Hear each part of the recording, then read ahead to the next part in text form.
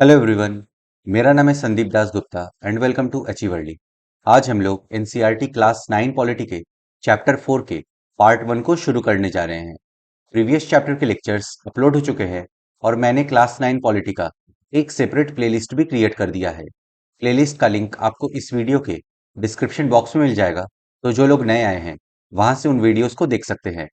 मैं पढ़ाते हुए इंपॉर्टेंट पॉइंट्स को स्टार मार्क करता हुआ चलूंगा, तो अगर आप बुक से पढ़ रहे हैं आप भी उन पॉइंट्स को स्टार मार्क कर लें, या फिर अगर आप नोट्स बना रहे हैं तो अपने नोट्स में उन पॉइंट्स को लिख लें, क्योंकि वहां से क्वेश्चन आने के चांसेस ज्यादा होते हैं। अगर आपको कुछ डाउट हो आप मुझसे कमेंट्स में पूछ सकते हैं या फिर इंस्टाग्राम पे पूछ सकते हैं। इंस्टाग्राम का लिंक आपको इस वीडियो के डिस्क्रिप्शन बॉक्स में मिल जाएगा। एनसीईआरटी के बुक्स को आप एनसीईआरटी की वेबसाइट से फ्री में डाउनलोड कर सकते हैं, तो वहां से आप इस बुक को डाउनलोड कर लें और आज का लेक्चर देखने के बाद एक बार इस चैप्टर को पढ़ लें, जिससे कि आपको और अच्छे से समझ में आ जाएगा। तो चलिए अब आज का लेक्चर शुरू करते हैं। चैप्टर 4, वर्किंग ऑफ इंस्टीट्यूशंस, संस्थाओं का कामकाज। आज हम लोग चैप्टर 4 के पार्ट 1 को कवर करेंगे। इसमें हम लोग इन टॉपिक्स को एक एक करके डिटेल में समझेंगे। तो चलिए अब आज का लेक्चर शुरू करते हैं। How is the major policy decision taken? प्रमुख नीतिगत फैसले कैसे किए जाते हैं? अ गवर्नमेंट ऑर्डर, एक सरकारी आदेश। On August 13, 1990, the government of India issued an order. It was called an office memorandum. 13 अगस्त 1990 के दिन गवर्नमेंट ऑफ इंडिया ने एक ऑर्डर इशू किया। इसे ऑफिस मेमोरेंडम यानी कार्यालय ज्ञापन भी कहा जाता है। 13 अगस्त 1990 के दिन भारत सरकार ने एक आदेश जारी किया। इसे कार्यालय ज्ञापन कहा गया। Office memorandum, a communication issued by an appropriate authority stating the policy or decision of the government. Office memorandum का मतलब है एक एप्रोप्रिएट अथॉरिटी द्वारा जारी किया गया पत्र, जिसमें गवर्नमेंट के पॉलिसी और डिसीजन के बारे में बताया जाता है। कार्यालय ज्ञापन, सक्षम अधिकारी द्वारा जारी पत्र जिसमें सरकार के फैसले या नीति के बारे में बताया जाता है। Like all government orders, it had a number and is known by that office memorandum number. Dated 13/8/1990, the Joint Secretary, an officer in the Department of Personnel and Training in the Ministry of Personnel, Public Grievances and Pensions, signed the order. सभी government orders की तरह ही 13 अगस्त 1990 को पास किए गए order में भी एक number था। इस ऑर्डर पे जॉइंट सेक्रेटरी ने साइन किए थे। सभी सरकारी आदेशों की तरह इस ज्ञापन पर भी एक संख्या थी। ये आदेश उसी संख्या से जाना जाता है। कार्मिक, जन शिकायत और पेंशन मंत्रालय के कार्मिक एवं प्रशिक्षण विभाग के एक संयुक्त सचिव ने इस आदेश पर दस्तखत किए थे। It was a quite short, barely 1 page. It looked like any ordinary circular or notice that you may have seen in school. ये एक छोटा सा ऑर्डर था, मुश्किल से 1 पेज का। ये ऑर्डर देखने में एक आम नोटिस जैसा लगेगा, जैसे स्कूल में आप लोगों ने देखा होगा। ये छोटा सा आदेश मुश्किल से 1 पन्ने का था। अगर आप इसे देखेंगे तो ये एक वैसा ही आम सर्कुलर या नोटिस लगेगा जैसे आपने स्कूल में देखे होंगे। The government issues hundreds of orders every day on different matters, but this one was very important and became a source of controversy for several years. Government एक दिन में डिफरेंट मैटर्स पे सैकड़ों ऑर्डर इशू करती है, लेकिन 13 अगस्त 1990 को issue किया गया ऑर्डर काफी इंपॉर्टेंट था और कई वर्षों तक कंट्रोवर्सी का कारण बना रहा। सरकार हर रोज विभिन्न मसलों पर सैकड़ों आदेश जारी करती है, लेकिन ये आदेश बहुत महत्वपूर्ण था और कई सालों तक विवाद का कारण बना रहा। Let us see how the decision was taken and what happened later. आइए देखें कि ये निर्णय किस तरह लिया गया और इसके बाद क्या हुआ। This order announced a major policy decision. It said that 27% of the vacancies in civil posts and services under the Government of India are reserved for the socially and educationally backward classes. इस order में एक major policy decision को announce किया गया था। इस order में कहा गया था कि गवर्नमेंट ऑफ इंडिया के सिविल पोस्ट और सर्विसेज में 27% vacancies socially and educationally backward classes के लिए आरक्षित होंगी। इस सरकारी आदेश में एक प्रमुख नीतिगत फैसले की घोषणा की गई थी। इसमें कहा गया था कि भारत सरकार के सरकारी पदों और सेवाओं में 27% रिक्तियां सामाजिक एवं शैक्षिक दृष्टि से पिछड़े वर्गों के लिए आरक्षित होंगी। ACBC is another name for all those people who belong to castes that are considered backward by the government.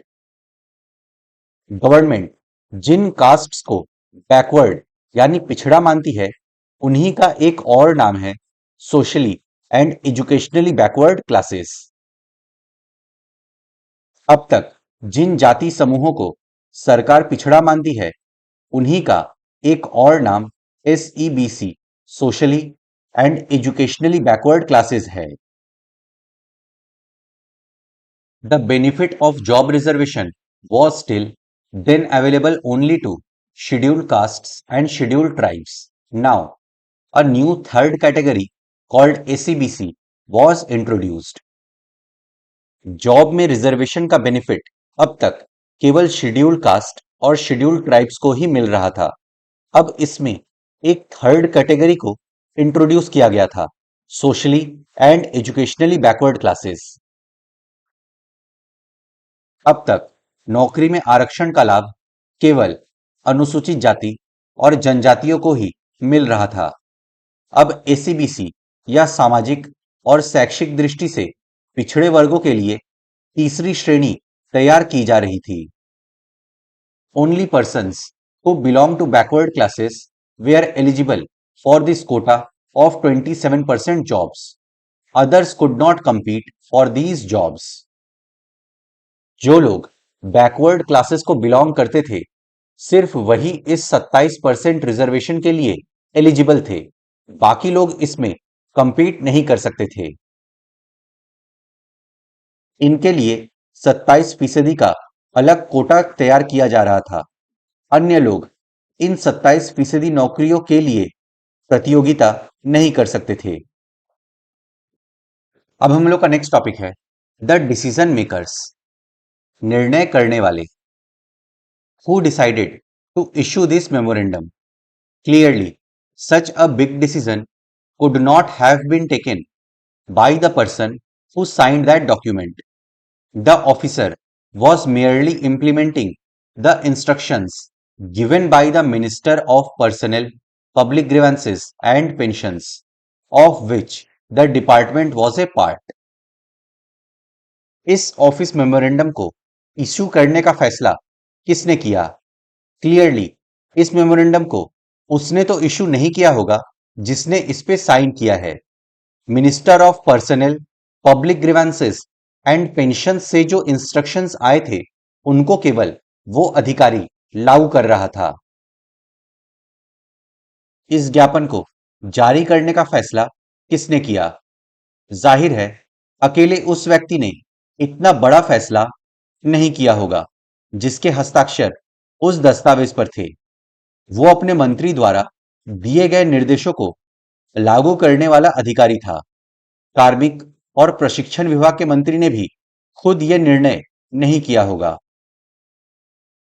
We can guess that such a major decision would have been involved other major functionaries in our country. हम guess कर सकते हैं कि ऐसे major decision के पीछे देश के प्रमुख अधिकारी शामिल होंगे। आप अनुमान लगा सकते हैं कि इतने बड़े निर्णय में देश के सभी प्रमुख अधिकारी शामिल रहे होंगे। You have already read in the previous class about some of them. Let us go over some of the main points that you covered then. आपने पिछली कक्षा में इनमें से कुछ के बारे में पहले पढ़ लिया होगा। अब एक बार फिर इन प्रमुख बिंदुओं पर सरसरी नजर डालते हैं। President is the head of the state and is the highest formal authority in the country. President head of the state होता है और देश का हाईएस्ट फॉर्मल अथॉरिटी होता है। राष्ट्रपति राष्ट्राध्यक्ष होता है और औपचारिक रूप से देश का सबसे बड़ा अधिकारी होता है। इस पॉइंट को आप स्टार मार्क कर लीजिए। State political association occupying a definite territory, having an organized government and possessing power to make domestic and foreign policies. Governments may change, but the state continues. In common speech, the terms country, nation, and state are used as synonyms. एक definite territory में यानी एक निश्चित क्षेत्र में फैला political association जिसके पास organised government हो यानी संगठित सरकार हो और डोमेस्टिक और फॉरेन पॉलिसीज बनाने का अधिकार हो। देखिए, गवर्नमेंट चेंज हो सकते हैं बट स्टेट हमेशा बना रहेगा। बोलचाल की भाषा में कंट्री, नेशन, स्टेट यानी देश, राष्ट्र और राज्य को समानार्थी के रूप में प्रयोग किया जाता है। स्टेट शब्द का यूज देश के अंदर प्रोविंसेस यानी प्रांतों के लिए भी होता है। For example, Rajasthan, Jharkhand, Tripura etcetera state कहे जाते हैं। राज्य निश्चित क्षेत्र में फैली राजनीतिक इकाई जिसके पास संगठित सरकार हो और घरेलू तथा विदेश नीतियों को बनाने का अधिकार हो। सरकारें बदल सकती हैं पर राज्य बना रहता है। बोलचाल की भाषा में देश, राष्ट्र और राज्य को समानार्थी के रूप में प्रयोग किया जाता है। राज्य शब्द का एक अन्य प्रयोग किसी देश के अंदर की प्रशासनिक इकाइयों या प्रांतों के लिए भी होता है। इस अर्थ में राजस्थान, झारखंड, त्रिपुरा आदि भी राज्य कहे जाते हैं। Prime Minister is the head of the government and actually exercises all governmental powers. He takes most of the decisions in the cabinet meetings. Prime Minister head of the government होता है, मतलब प्रधानमंत्री सरकार का प्रमुख होता है। गवर्नमेंट के तरफ से ज्यादातर अधिकारों का इस्तेमाल प्राइम मिनिस्टर ही करते हैं। कैबिनेट मीटिंग्स में most of the decision prime minister ही लेते हैं। प्रधानमंत्री सरकार का प्रमुख होता है और दरअसल सरकार की ओर से अधिकांश अधिकारों का इस्तेमाल वही करता है। इस पॉइंट को आप स्टार मार्क कर लीजिए। Government a set of institutions that have the power to make, implement and interpret laws so as to ensure an orderly life. In its broad sense, government administers and supervises over citizens and resources of a country.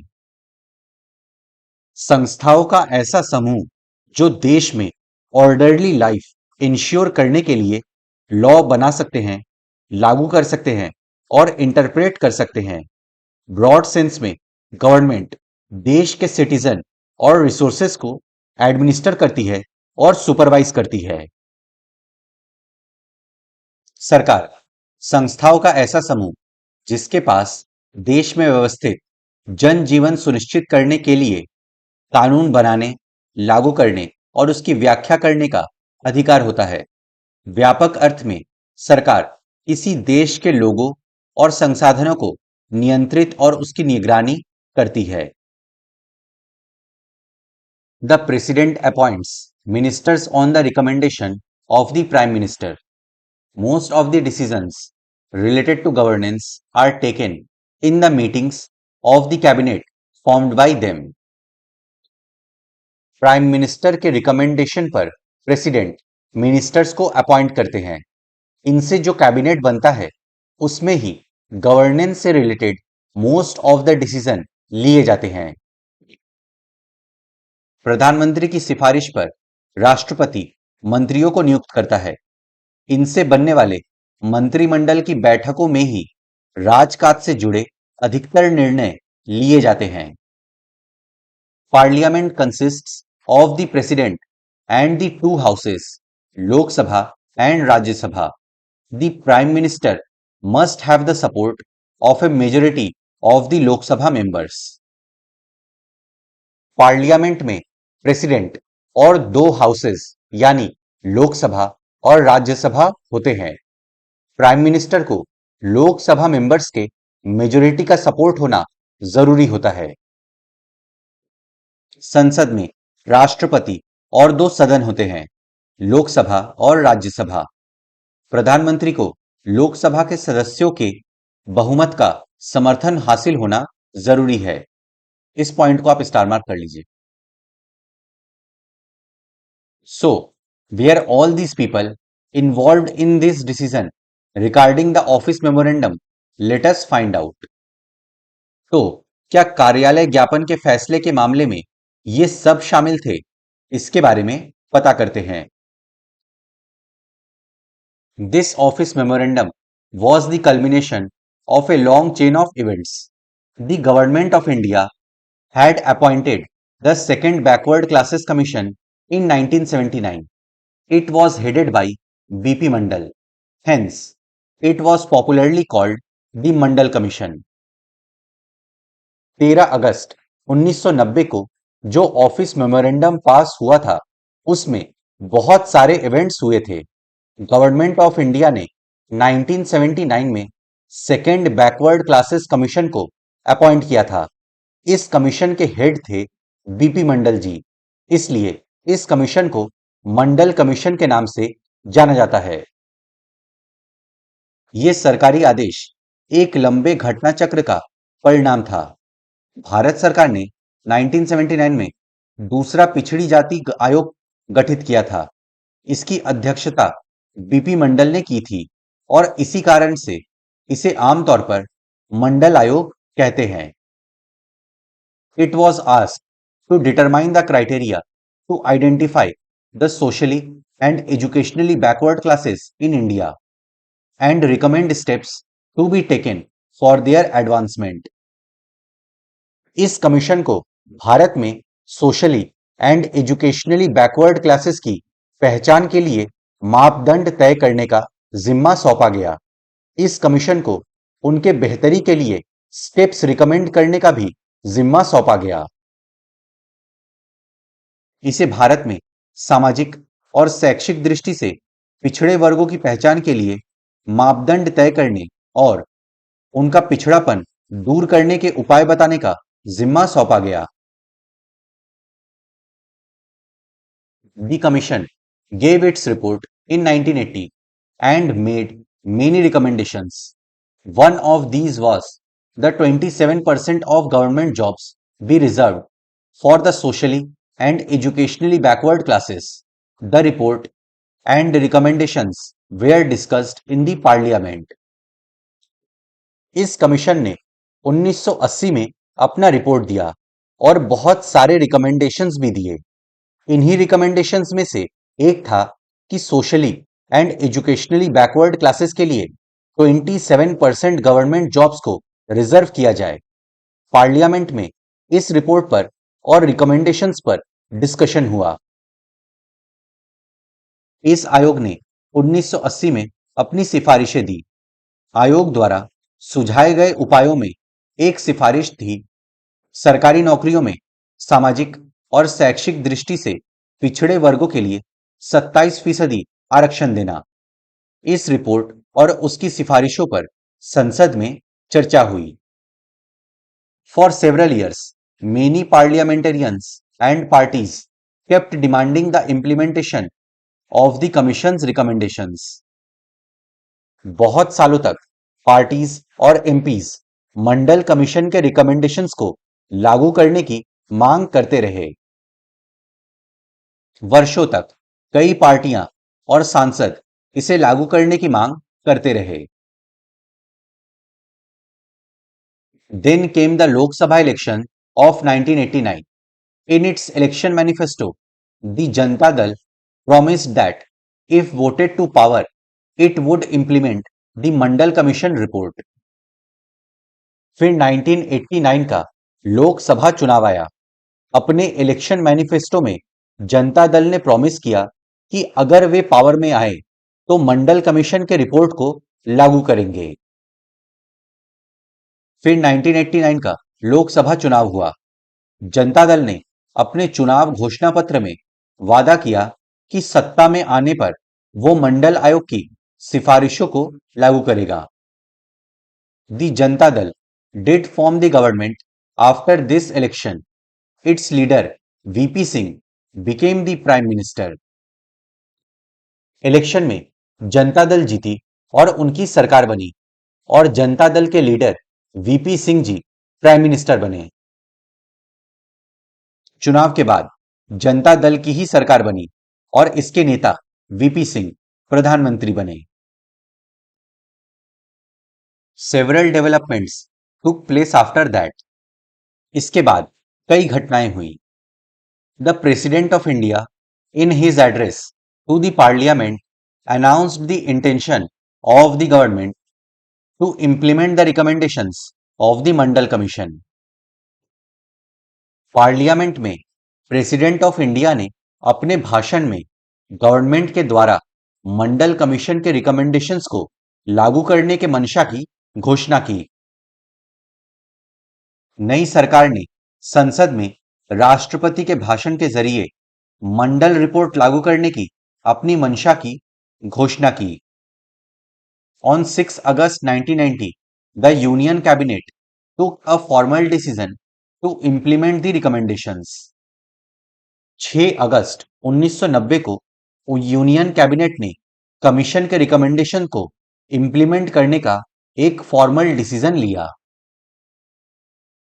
6 अगस्त 1990 को केंद्रीय cabinet की बैठक में इसके बारे में एक औपचारिक निर्णय किया गया। Next day, prime minister VP Singh informed the parliament about this decision through a statement in both the houses of parliament. अगले दिन prime minister VP Singh ji ने अपने स्टेटमेंट के जरिए पार्लियामेंट के दोनों हाउस में इस डिसीजन के बारे में इन्फॉर्म किया। अगले दिन प्रधानमंत्री वीपी सिंह ने एक बयान के जरिए इस निर्णय के बारे में संसद के दोनों सदनों को सूचित किया। The decision of the cabinet was sent to the Department of Personnel and Training. The senior officers of the department drafted an order in line with the cabinet decision and took the minister's approval. An officer signed the order on behalf of the union government. This was how office memorandum number was born on 13 August 1990. Cabinet के इस decision को department of personal and training के पास भेजा गया। Cabinet ने जो decision लिया था उसके अकॉर्डिंग डिपार्टमेंट के सीनियर ऑफिसर्स ने एक ऑर्डर तैयार किया और फिर मिनिस्टर का अप्रूवल लिया। इस ऑर्डर पर यूनियन गवर्नमेंट के बिहाफ पर एक ऑफिसर ने साइन किया। इस तरह 13 अगस्त 1990 को ऑफिस मेमोरेंडम तैयार हुआ। कैबिनेट के फैसले को कार्मिक तथा प्रशिक्षण विभाग को भेज दिया गया। विभाग के वरिष्ठ अधिकारियों ने कैबिनेट के निर्णय के मुताबिक एक आदेश तैयार किया और मंत्री की स्वीकृति केंद्रीय सरकार की तरफ से ली। एक अधिकारी ने उस आदेश पर हस्ताक्षर किए और इस तरह 13 अगस्त 1990 को ऑफिस मेमोरेंडम नंबर तैयार हो गया। For the next few months, this was the most hotly debated issue in the country. Newspapers and magazines were full of different views and opinions on this issue. अगले कुछ महीने इस topic पर देश भर में चर्चा हुई। इस मुद्दे पर न्यूज़पेपर्स, मैगजीन्स में सबने अपने अपने ओपिनियन, व्यूज पेश किए। अगले कुछ महीनों तक यह देश का सबसे ज्यादा चर्चित मुद्दा बना रहा। सभी अखबार और पत्रिकाओं में इस मुद्दे पर तरह तरह के विचार आए, बहस चली। It led to widespread protests and counter protests, some of which were violent. इसके वजह से देश भर में प्रोटेस्ट हुए, काउंटर प्रोटेस्ट हुए, कुछ प्रोटेस्ट तो हिंसक भी थे। इसके चलते कई प्रदर्शन और जवाबी प्रदर्शन हुए, इनमें से कुछ हिंसक भी थे। People reacted strongly because this decision affected thousands of job opportunities. इस डिसीजन पे लोगों ने स्ट्रांगली रिएक्ट भी किया क्योंकि इस डिसीजन के चलते हजारों की संख्या में जॉब अपॉर्चुनिटीज प्रभावित होने वाले थे। इससे नौकरियों के हजारों अवसर प्रभावित होने वाले थे, इसलिए लोगों की प्रतिक्रिया बहुत तीखी थी। Some felt that existence of inequalities among people of different castes in India necessitated job reservations. कुछ लोगों का मानना था कि देश में डिफरेंट कास्ट्स के बीच इनइक्वलिटीज है और इसी कारण नौकरियों में रिजर्वेशन होना चाहिए ताकि जो इनइक्वलिटी फेस कर रहे हैं उन्हें प्रॉपर अपॉर्चुनिटीज मिले। कुछ लोगों का मानना था कि भारत में विभिन्न जातियों के बीच असमानता के कारण ही नौकरियों में आरक्षण जरूरी है। Reservations, a policy that declares some positions in government employment and educational institutions reserved for people and communities who have been discriminated against, are disadvantaged and backward. जिन लोगों के साथ या कम्युनिटीज के साथ डिस्क्रिमिनेशन किया गया है, जो पिछड़े हैं, जो वंचित है, उनके लिए गवर्नमेंट जॉब्स में, एजुकेशनल इंस्टीट्यूशंस में सीट्स को रिजर्व यानी आरक्षित करने की नीति को रिजर्वेशन यानी आरक्षण कहते हैं।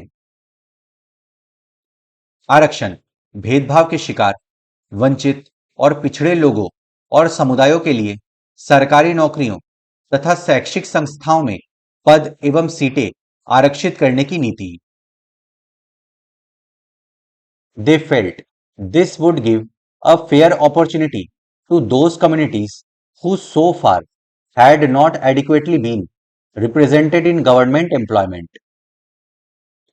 कुछ लोगों का मानना था कि जिन कम्युनिटीज को गवर्नमेंट जॉब्स में उचित प्रतिनिधित्व नहीं मिला है, उन्हें भी रिजर्वेशन के चलते प्रॉपर एंड फेयर अपॉर्चुनिटी मिलेगी।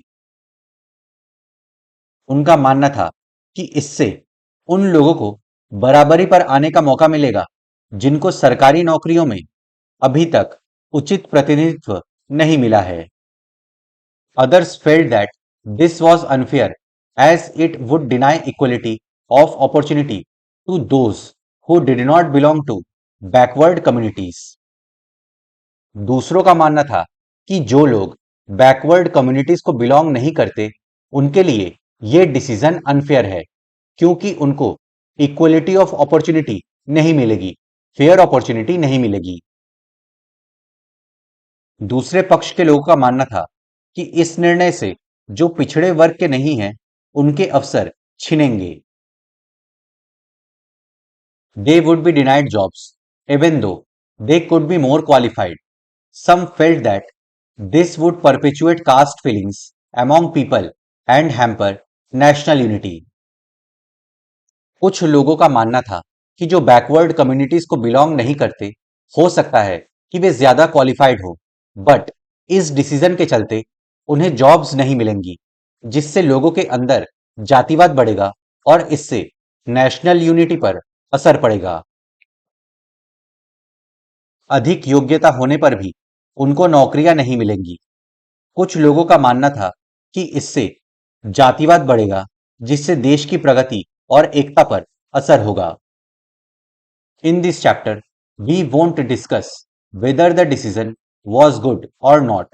We only take this example to understand how major decisions are taken and implemented in the country. ये निर्णय अच्छा था या नहीं, इस अध्याय में हम इस बारे में बात नहीं करेंगे। हम इस उदाहरण को यहाँ सिर्फ ये समझने के लिए बता रहे हैं कि देश में प्रमुख निर्णय कैसे लिए जाते हैं और उन्हें कैसे लागू किया जाता है। Who resolved this dispute? You know that the Supreme Court and the High Courts in India settle disputes arising out of governmental decisions. तो सवाल ये आता है कि इस डिस्प्यूट को रिजॉल्व किसने किया। हमें पता है कि गवर्नमेंट डिसीजन के कारण अगर डिस्प्यूट होता है तो उस डिस्प्यूट को सुप्रीम कोर्ट और हाई कोर्ट में रिजॉल्व किया जाता है। फिर इस विवाद का निपटारा किसने किया? आप जानते हैं कि सरकारी निर्णय से उठने वाले विवादों का निपटारा सर्वोच्च न्यायालय और उच्च न्यायालय करते हैं। Some persons and associations opposed to this order filed a number of cases in the courts. They appealed to the courts to declare the order invalid and stop its implementation. इस ऑर्डर के विरोध में जो लोग या फिर associations थे, उन्होंने इसके खिलाफ कोर्ट में कई सारे केसेस कर दिए। उन्होंने कोर्ट से अपील किया कि इस ऑर्डर को इनवैलिड डिक्लेयर किया जाए और इसे लागू होने से रोका जाए। इस आदेश के विरोधी कुछ लोगों और संस्थाओं ने अदालतों में कई मुकदमे दायर कर दिए। उन्होंने अदालत से इस आदेश को अवैध घोषित करके लागू होने से रोकने की अपील की। The Supreme Court of India bunched all these cases together. This case was known as the Indira Sahani and others versus Union of India case.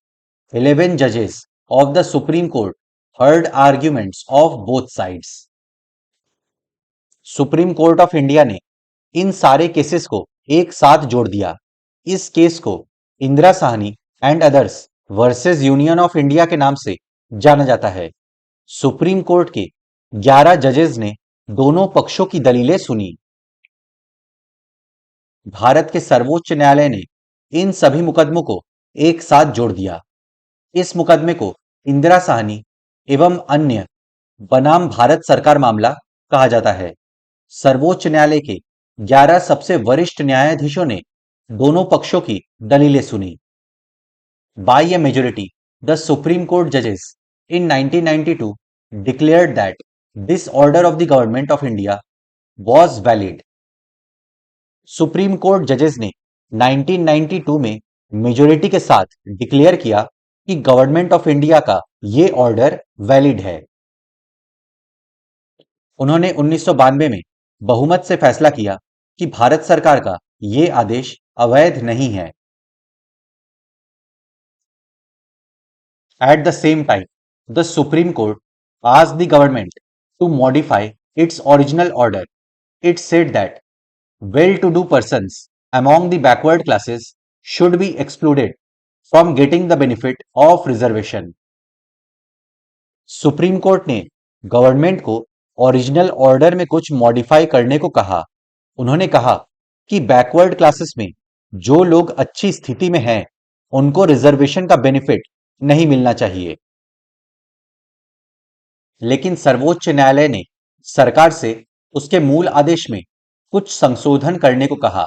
उसने कहा कि पिछड़े वर्ग के अच्छी स्थिति वाले लोगों को आरक्षण का लाभ नहीं मिलना चाहिए।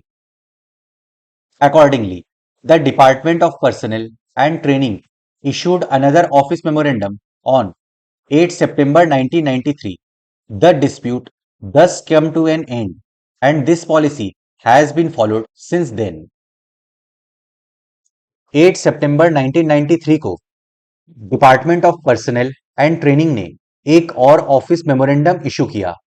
यह डिस्प्यूट रिजॉल्व हो गया और तब से इस पॉलिसी को फॉलो किया जा रहा है। उसी के मुताबिक 8 सितंबर 1993 को कार्मिक एवं प्रशिक्षण मंत्रालय ने एक और आदेश जारी किया। ये विवाद सुलझ गया और तभी से इस नीति पर अमल किया जा रहा है। अब हम लोग का नेक्स्ट टॉपिक है नीड फॉर पॉलिटिकल इंस्टीट्यूशंस, राजनैतिक संस्थाओं की आवश्यकता। We have seen one example of how the government works. Governing a country involves various such activities. हमने अभी देखा कि गवर्नमेंट कैसे काम करती है। देश को चलाने में ऐसे कई तरह के एक्टिविटीज शामिल होते हैं। हमने एक उदाहरण देखा कि सरकार कैसे काम करती है। किसी देश को चलाने में इस तरह की कई गतिविधियां शामिल होती हैं। For example, the government is responsible for ensuring security to the citizens and providing facilities for education and health to all.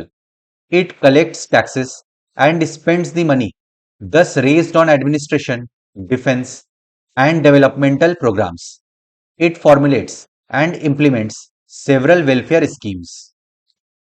For example, government नागरिकों के सिक्योरिटी को इंश्योर करती है। गवर्नमेंट नागरिकों को एजुकेशन, हेल्थ जैसे बेसिक फैसिलिटीज प्रोवाइड करती है। गवर्नमेंट टैक्स कलेक्ट करती है, फिर टैक्स में कलेक्ट किए गए हुए पैसों को डेवलपमेंटल प्रोग्राम्स में, डिफेंस में खर्च करती है। गवर्नमेंट बहुत सारे वेलफेयर स्कीम्स भी चलाती है। मिसाल के तौर पर सरकार पर नागरिकों की सुरक्षा सुनिश्चित करने और सबको शिक्षा एवं स्वास्थ्य सुविधाएं मुहैया कराने की जिम्मेदारी होती है। वो कर इकट्ठा करती है और इसे सेना, पुलिस तथा विकास कार्यक्रमों पर खर्च करती है। वो विभिन्न कल्याणकारी योजनाएं बनाकर उन्हें लागू करती है। Some persons have to take decisions on how to go about these activities. Others have to implement these decisions. If disputes arise on these decisions or in their implementation, there should be someone to determine what is right and what is wrong. कुछ लोगों को इन activities को चलाने के लिए फैसला लेना होता है। कुछ लोगों को इन एक्टिविटीज को, इन डिसीजंस को लागू करना होता है। अगर इन डिसीजन पे या फिर इन फैसलों को लागू करने पर कोई डिस्प्यूट खड़ा होता है तो किसी के द्वारा यह तय किया जाता है कि क्या सही है और क्या गलत है। कुछ व्यक्तियों को इन गतिविधियों को चलाने के लिए फैसला करना होता है। कुछ लोगों को इन्हें लागू कराना होता है। अगर इन फैसलों या फिर लागू करने में कोई विवाद उठता है तो ये तय करने वाला भी कोई होना चाहिए कि क्या सही है और क्या गलत है। It is important that everyone should know who is responsible for doing what. सबके लिए ये जानना जरूरी है कि किस काम को करने के लिए कौन जिम्मेदार है। सबके लिए ये जानना भी जरूरी है कि कौन किस काम को करने के लिए जिम्मेदार है। It is also important that these activities keep taking place even if the persons इन की पोजिशंस चेंज। ये भी जरूरी है कि मेन पोजीशन पे बैठे लोग अगर चेंज हो जाएं तब भी ये एक्टिविटीज चलती रहनी चाहिए। ये भी जरूरी है कि भले ही प्रमुख पदों पर बैठे लोग बदल जाएं, लेकिन ये गतिविधियां जारी रहें। So to attend to all these tasks several arrangements are made in all modern democracies. Such arrangements are called institutions. Modern democracy में इन कामों को देखने के लिए कई तरह की व्यवस्थाएं की गई हैं।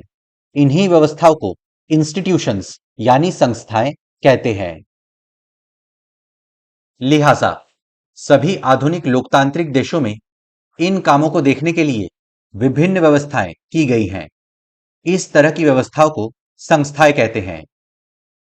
A democracy works well when these institutions perform functions assigned to them. कोई भी डेमोक्रेसी तभी अच्छे से काम करती है जब ये इंस्टीट्यूशंस अपने काम को अच्छे से करते हैं। कोई भी लोकतंत्र तभी ठीक से काम करता है जब ये संस्थाएं अपने काम को अच्छी तरह करती हैं। The Constitution of any country lays down basic rules on the powers and functions of each institution.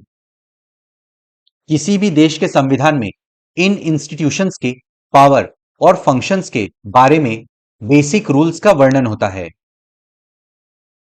किसी भी देश के संविधान में प्रत्येक संस्था के अधिकारों और कार्यों के बारे में बुनियादी नियमों का वर्णन होता है। In the example above, we saw several such institutions at work.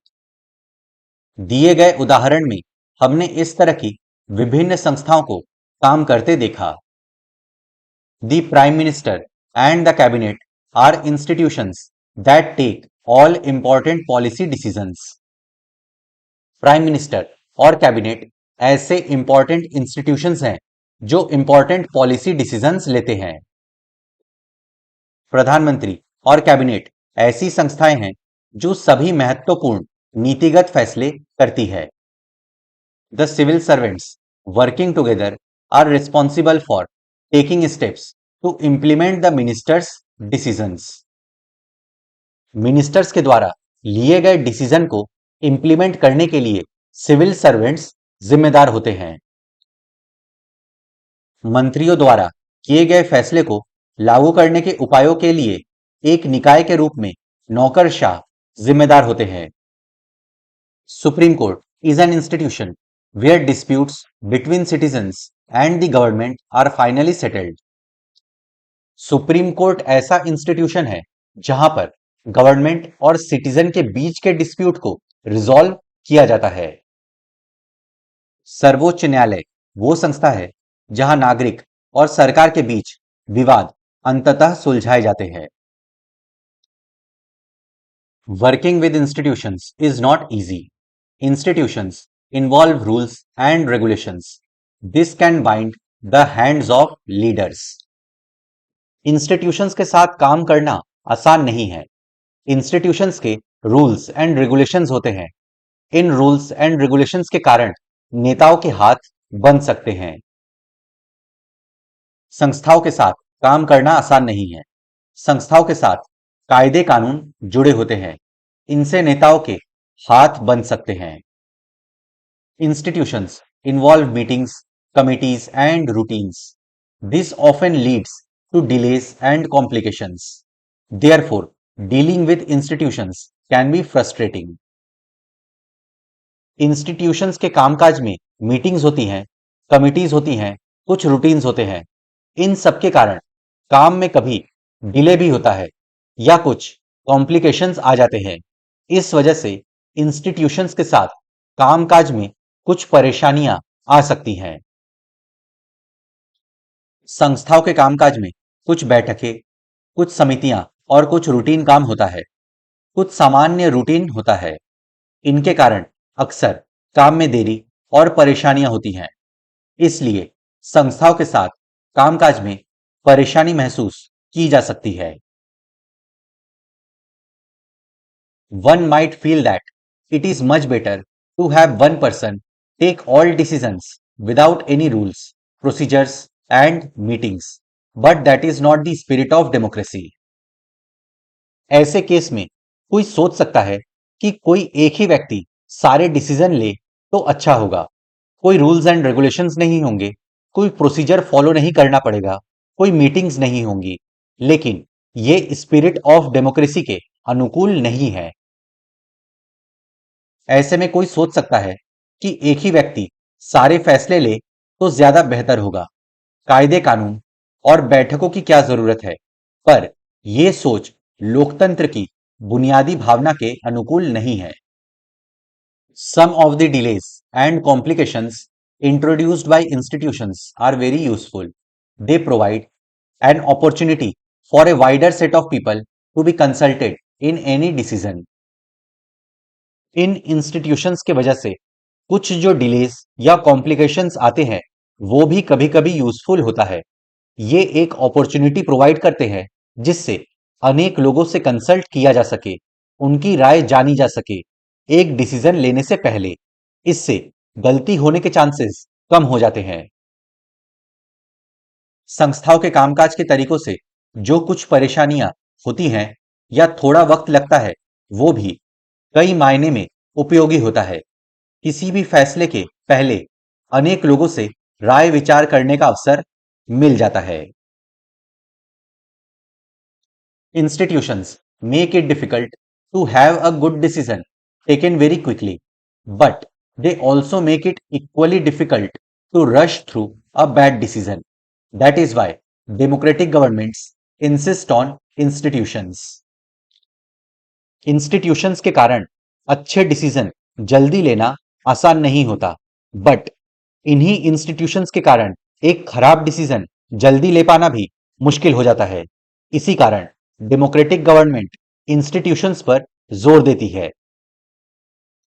संस्थाओं के कारण एक अच्छा फैसला झटपट करना आसान नहीं होता, लेकिन संस्थाएं बुरा फैसला भी जल्दी ले पाना मुश्किल बना देती हैं। इसी कारण लोकतांत्रिक सरकारें संस्थाओं पर जोर देती है। तो फ्रेंड्स, इसी के साथ हम लोग का आज का लेक्चर यहाँ पे समाप्त होता है। अब नेक्स्ट लेक्चर में हम लोग चैप्टर 4 के पार्ट 2 को शुरू करेंगे। मैं आशा करता हूं कि आपको सब कुछ समझ में आ गया होगा। अगर आपको फिर भी कुछ डाउट है तो आप मुझसे कमेंट्स में पूछ सकते हैं या फिर इंस्टाग्राम पे पूछ सकते हैं।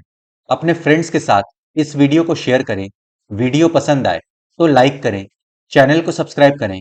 मैं मिलता हूं आपसे नेक्स्ट लेक्चर में। Good day to everyone. जय हिंद।